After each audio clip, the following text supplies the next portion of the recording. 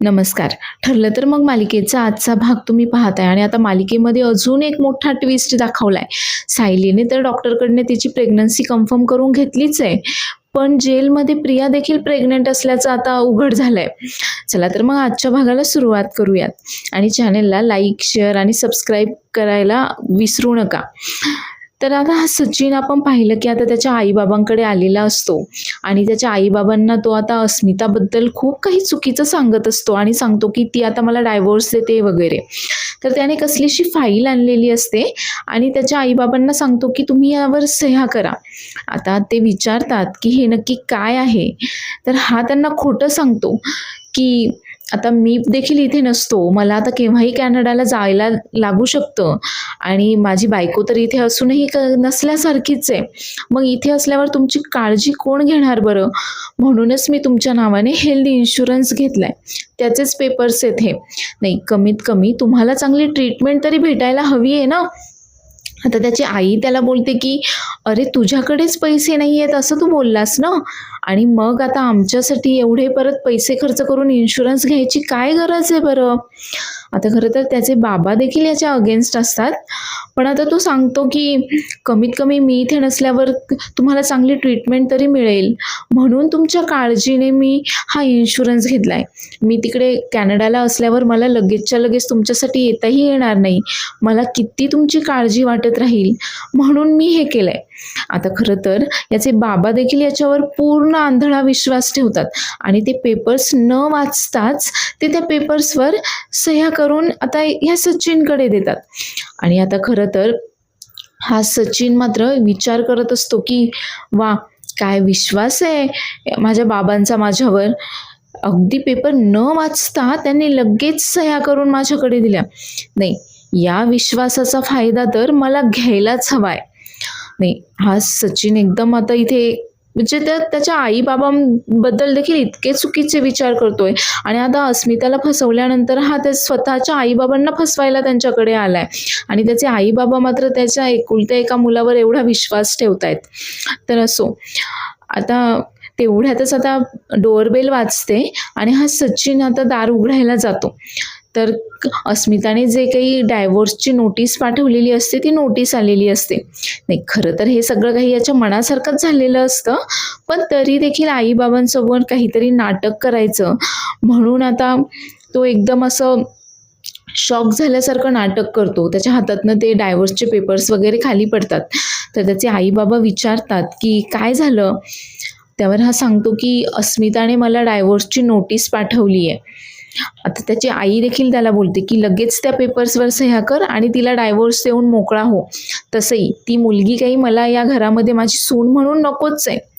आता त्याचे बाबा देखील त्याला बोलतात की ही जे काही प्रोसेस असेल ना डायव्होर्सची वगैरे, ती लवकरात लवकर संपवून टाक आणि लवकरात लवकर मोकळा हो तू या सगळ्यामधनं, टेन्शन फ्री होऊन जा तू. आता खरं तर सचिनलाही तेच हवं असतं आणि तोही आता आईबाबांसमोर नाटक करत तेच बोलतो की ठीक आहे, मी आता लवकरात लवकर तिला डायव्होर्स देतो वगैरे. पण खरं तर मनातल्या मनात हा विचार करत असतो की डायव्होर्स तर मी अस्मिताला देणारच आहे, पण इतक्या सहजासहजी मी तिला मोकळं करणार नाही आहे. त्या लोकांनी जो काही माझा अपमान केला आहे ना, त्याचा पश्चाताप तर सगळ्या सुभेदारांना झाल्याशिवाय राहणार नाही आहे.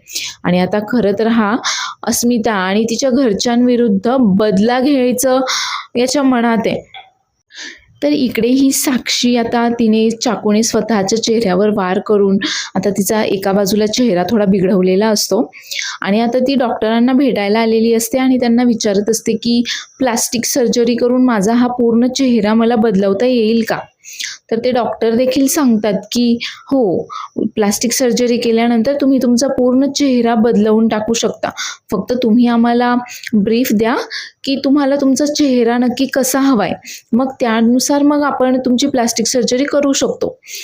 तर आता ही साक्षी त्याला विचारते की जी काही रिस्क वगैरे आहे या सगळ्या प्रोसेसमध्ये, ते सगळं काही मला माहीत आहे आणि या सगळं काही बोलणं करण्यामध्ये मला काही वेळ वाया घालवायचा नाही आहे. तुम्ही मला फक्त सांगा की लवकरात लवकर मला ही प्रोसेस करता येईल का आणि यामुळे मला माझी आयडेंटिटी चेंज करता येईल का? तर ते डॉक्टर देखील सांगतात की हो, प्लास्टिक सर्जरी केल्यानंतर तुमचा चेहरा पूर्णपणे बदलून जाणार आहे, त्यामुळे तुम्हाला तुमची आयडेंटिटी सहज चेंज करता येणार आहे. आणि खरं तर साक्षीला ती प्लास्टिक सर्जरी यासाठीच करायची असते की सायली अर्जुनने तिला साक्षी म्हणून ओळखलेलं असतं. आणि आता तिला देखील प्रियाच्या पाठोपाठ जेलमध्ये जायचं नाहीये, म्हणून हा सगळा काही प्लास्टिक सर्जरीचा घाट आता तिने घातलाय. आता ती डॉक्टरांना सांगते की ठीक आहे, मी तारीख तुम्हाला सांगते आणि मला लवकरात लवकर ही सगळे काही प्रोसेस करायची आहे.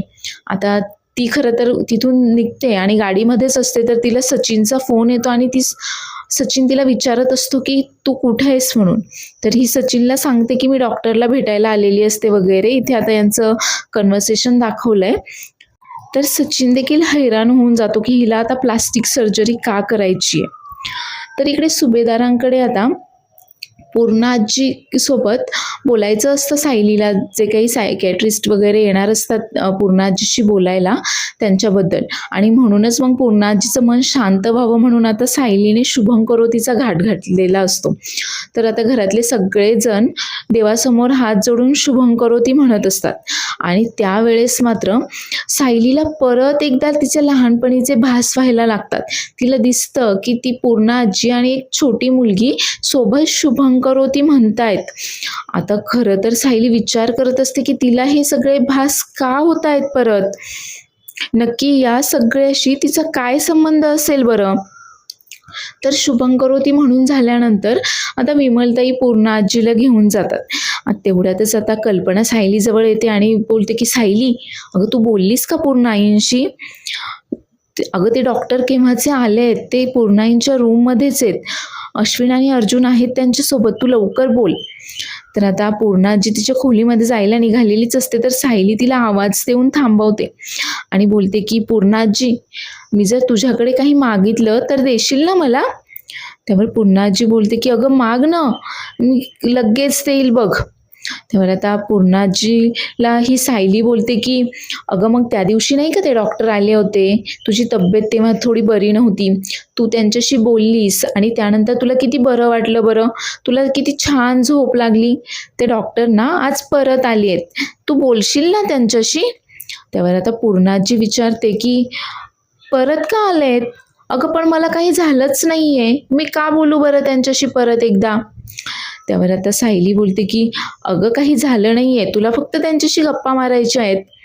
त्यावर पूर्णाजी बोलते की मला काही झालं तर मी अश्विनला सांगेलच ना. त्यावर सायली तिला बोलते की अगं सगळेच उपचार काही घरच्या डॉक्टरकडनं होत नाहीत, तुला फक्त त्यांच्याशी बोलायचंय, माझ्यासाठी एवढं पण नाही करणार का तू?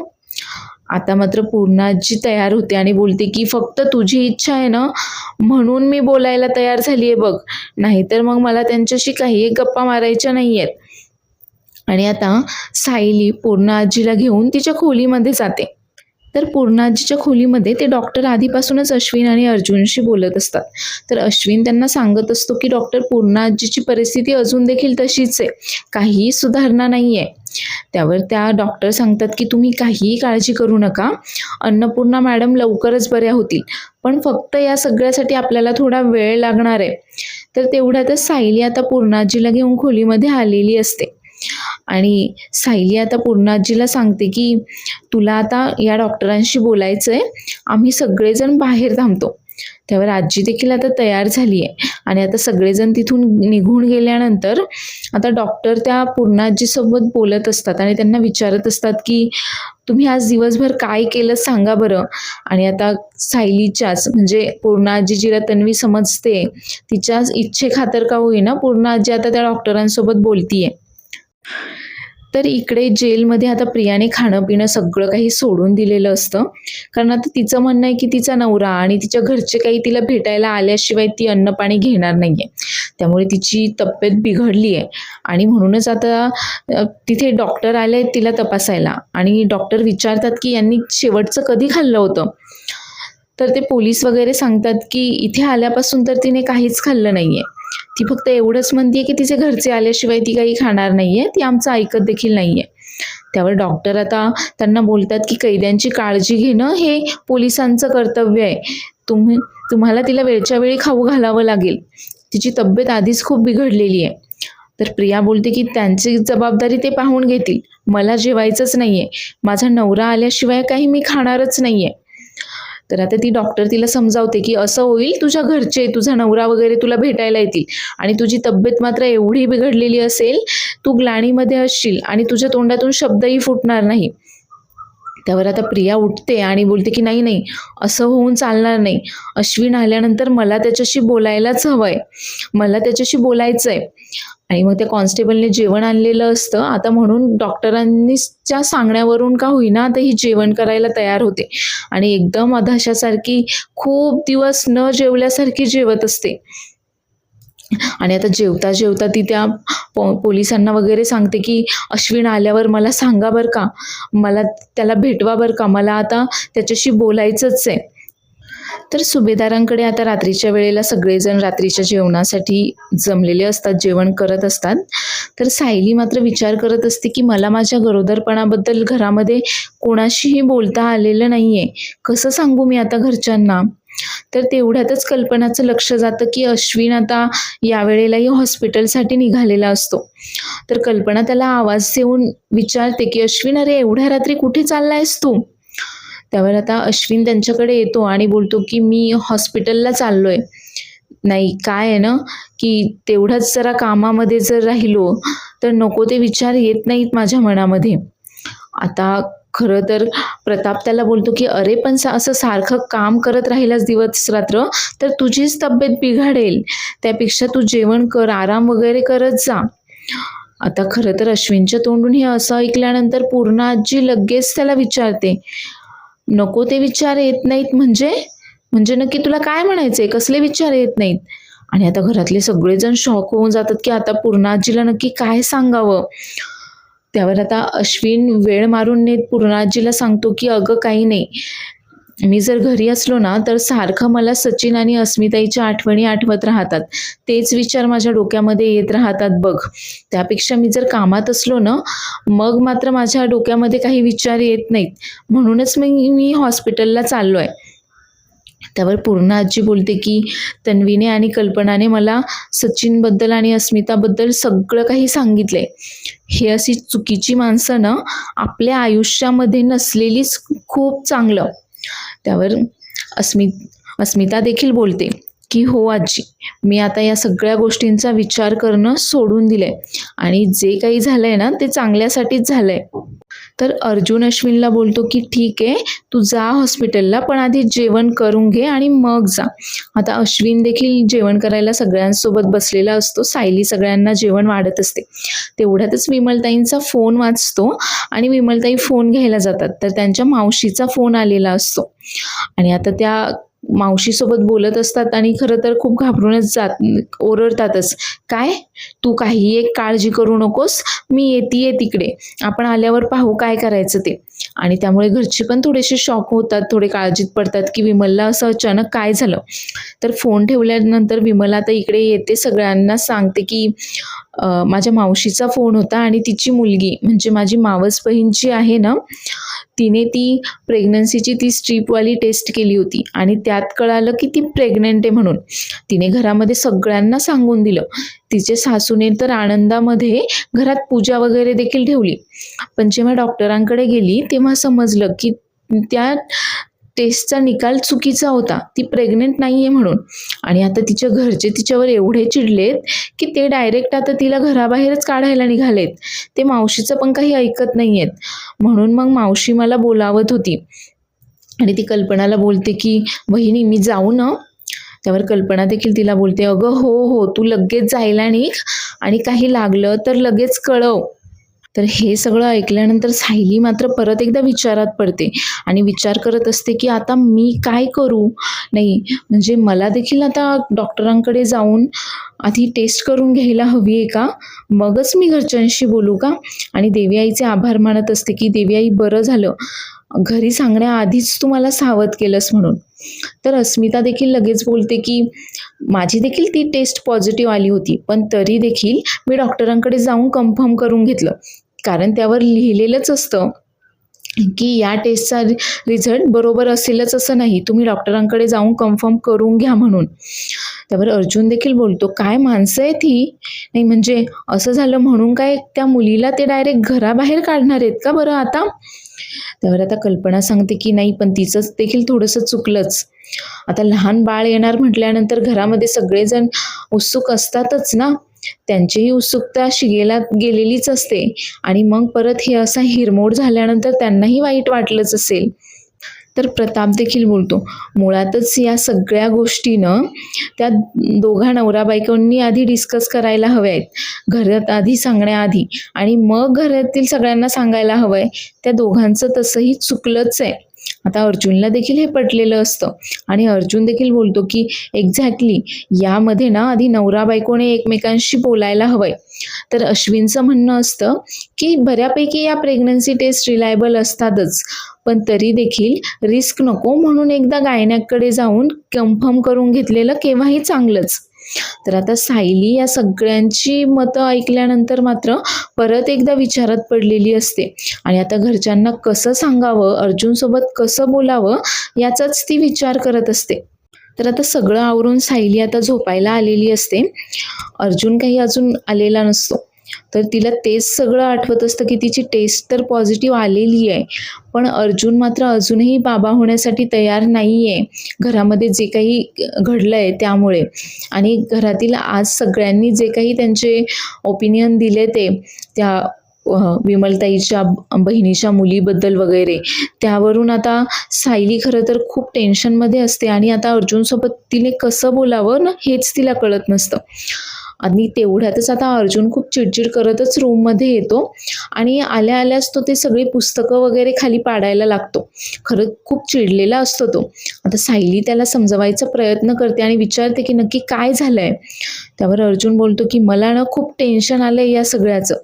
मला असं वाटलं होतं की प्रिया या घरातनं निघून गेल्यानंतर सगळ्या गोष्टी अगदी छान व्यवस्थित होतील, पण असं काहीच होत नाहीये.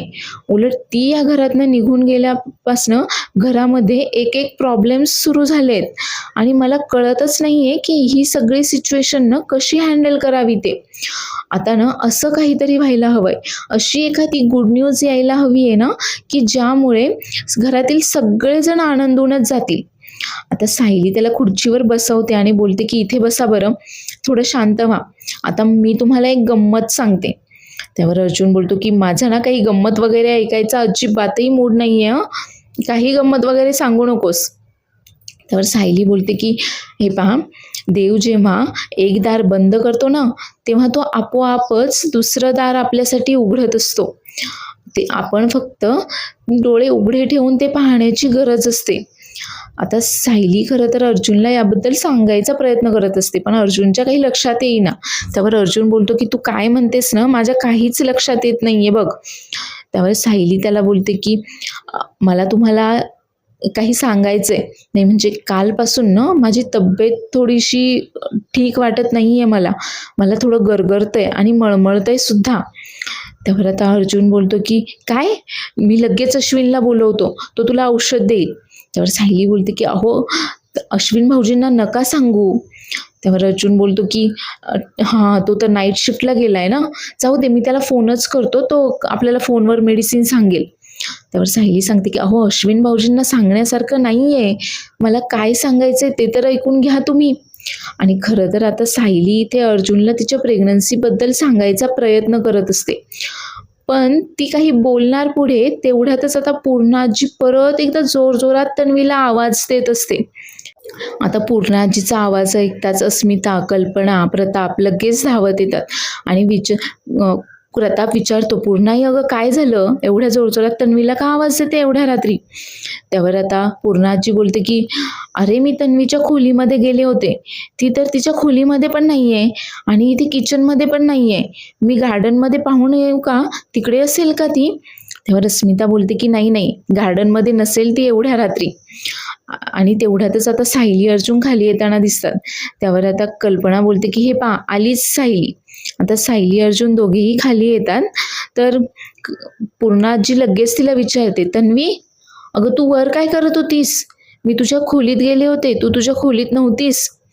त्यावर आता वेळ मारून न्यायला सायली तिला सांगते की अगं मी मामा मामीच्या खोलीत गेले होते, ते सब्जा टाकलेलं पाणी हवं होतं ना त्यांना, म्हणून गेले होते बघ मी. त्यावर आता कल्पना देखील बोलते की पूर्णा यावं, मीच तिला सांगितलं होतं आमच्या खोलीमध्ये पाणी ठेवायला. तर पूर्णाजी तिला सायली विचारते की अगं पण तू माझ्या खोलीत का गेली होतीस बरं, का पाहत होतीस मला? आता पूर्णाजी तिला बोलते की अगं अश्विनची आज नाईट शिफ्ट आहे ना, मग तू एकटी झोपू नकोस, तू माझ्या खोलीत चल झोपायला. आता मात्र सायली गडबडते आणि अर्जुनकडे पाहते आणि आजीला बोलते की अगं काही हरकत नाही ग, मी झोपेल एकटी, आता काय मी लहान आहे का? त्यावर पूर्णाजी बोलते की लहानच आहेस तू, जेव्हा कधी इथे यायची ना लहान असताना, तेव्हा तू रविराज आणि प्रतिमासोबत गेस्ट रूममध्ये कधीच नाही झोपायचीस, तू माझ्यासोबत झोपायचीस माझ्या खोलीमध्ये. खरं तर आता सायली पूर्णाजीला समजवायचा प्रयत्न करत असते, पण पूर्णाजी काही ऐकायला तयार नाही आणि आता तिच्या हट्टाखातर सायलीला मात्र पूर्णाजीसोबत तिच्या खोलीमध्ये झोपायला जावं लागतं. त्यावर सायली बोलते की मी आलेच 10 मिनिटात. त्यावर पूर्णाजी बोलते की 10 मिनिटात कशाला बरं, लगेच चल तू माझ्यासोबत, आत्ताच चल. आणि पूर्णाजी मात्र सायलीला तिच्या खोलीमध्ये झोपायला घेऊन जाते. आता प्रताप बोलतो की अगं तिला किचनमध्ये एखादं काम असेल, ते आवरून येईलच ती. तर पूर्णाजी आता प्रतापवर चिडते आणि बोलते की असेल काही काम तर तुझी बायको करेल ना, ती का करेल बरं? आणि ती मात्र तन्वीला आता तिच्यासोबत तिच्या खोलीमध्ये घेऊन जाते. तर ती निघून गेल्यानंतर प्रताप अर्जुनला बोलतो की सायलीला हे जे काही तन्वी असल्याचं नाटक करावं लागतंय ना, त्यामुळे खरं तर तुमची खूप ओढाताण होते हे येतंय माझ्या लक्षात. तर कल्पना देखील बोलते की आता थोडे दिवस का होईना पूर्णाजीसाठी तुम्हाला हे नाटक करावंच लागणार आहे. त्यावर अर्जुन बोलतो की काही हरकत नाहीये, हे सगळं काही आपण पूर्णाजीसाठी करतोय ना, मग ठीक आहे, मी झोपेल एकटा. आता अर्जुन त्याच्या खोलीमध्ये येतो, तेवढ्यातच चैतन्याचा त्याला फोन येतो आणि चैतन्य त्याला सांगतो की प्रियाच्या केसची उद्याचीच तारीख आपल्याला भेटली आहे, सगळे पुरावेचे फाईल वगैरे रेडी आहे ना, मी सकाळी तुझ्याकडे येते, आपण तिथून जाऊयात. त्यावर अर्जुन बोलतो की ही एकदम ओपन अँड शट केस आहे, सगळे पुरावे वगैरे आपल्याकडे आहेतच, ही केस जेवढ्या लवकर क्लोज होईल ना तेवढं चांगलं आहे. असं कर, तू डिरेक्टली ऑफिसलाच ये, आपण ऑफिसलाच भेटूयात. तर इकडे सायली पूर्णाजीच्या खोलीमध्ये झोपायला आली आहे, पण तिला काही झोप लागेना. तिला आता तेच आठवतंय सगळं की तिला आता तिच्या प्रेग्नन्सीबद्दल घरात कोणाशीही अजून बोलता आलेलं नाही आहे आणि अर्जुन मात्र अजूनही बाबा व्हायला तयार नाही आहे. त्याला कसं समजवावं, घरातील सगळ्या जणांचं आता काय मत आहे बाळाबद्दल, हे सगळं काही तिला आठवत असतं. तर पुढील भागामध्ये आपण पाहणार आहोत की सायली आता डॉक्टरांकडे जाऊन एकदा ती प्रेग्नेंट आहे की नाही हे कन्फर्म करून घेते आणि तिला समजतं की ती खरंच आई होणार आहे. तर दुसरीकडे इकडे जेलमध्ये आता प्रियाची तब्येत देखील थोडीशी बिघडलेली असते आणि प्रियाला देखील डॉक्टर सांगतात की तू सुद्धा प्रेग्नेंट आहेस म्हणून. आणि आता मात्र इतके दिवस प्रिया आता अश्विनची वाट पाहत असते आणि आता मात्र तिला खात्री पटली आहे की ही प्रेग्नेंट आहे हे कळाल्यानंतर मात्र अश्विन तिला सोडवायला नक्की येणार आहे आणि आता मात्र जास्त दिवस प्रियाला जेलमध्ये राहावं लागणार नाहीये, प्रिया आता जेलच्या बाहेर येणार आहे. तर सायलीने पूर्णाजीचा चष्मा एका झाडाखाली लपवून ठेवलेला असतो आणि पूर्णाजी तो तिला शोधायला लावते. तर सायली बरोबर तिथेच लपवते जिथे लहानपणी तन्वी लपवायची. त्यामुळे आता पूर्णाजी तिला सांगते की लहानपणी तन्वी देखील इथेच चष्मा लपवायची, तुझ्या कसं बरं लक्षात राहिलं इतके दिवस हे? तर सायली मात्र विचारात पडली आहे की हे असं कसं झालं, इतका योगायोग कसा होतोय बरं? तर सायलीच तन्वी आहे हे सत्य आता थोड्याच दिवसांमध्ये सायली समोर येणार आहे. तर आता प्रिया प्रेग्नेंट असल्यामुळे एक नवीन पेज सुभेदारांसमोर तयार होणार आहे. त्यामुळे येणारे एपिसोड इंटरेस्टिंग असणार आहेत. येणारे एपिसोड देखील पाहायला विसरू नका आणि आजचा एपिसोड आवडला असल्यास चॅनलला लाईक, शेअर आणि सबस्क्राईब करायला देखील विसरू नका. धन्यवाद.